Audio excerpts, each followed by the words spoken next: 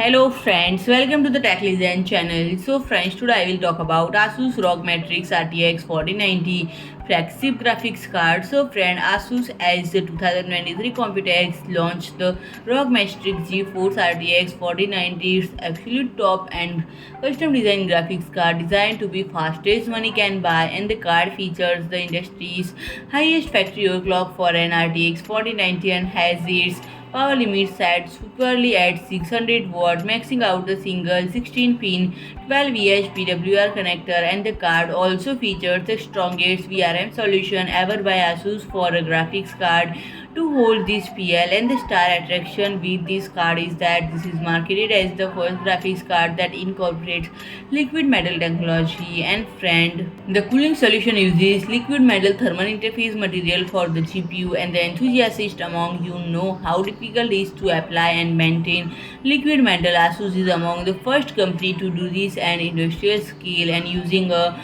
fully automated process, and the company originally designed this mechanism liquid metal TIM application technique for its high-end notebooks, but figure it could use it even for graphics card. And liquid metal TIMs offers the highest possible thermal conductivity as the TIM is pure metal, and it's also electrically conductive, which is why application and maintenance is extremely difficult, and the heat is transferred to the cooling solution where it is dissipated via copper water block. It's picked up by a high pressure coolant and circulated through a 360 mm into 120 mm radiator, ventilated by three ROG MF-12S ARGB high static pressure fans with discreet wiring. Each of the fans is driven by a pen controller on the card's PCB. So friends, if you like my video, please do like, share and comment, and don't forget to subscribe my channel and press the bell icon.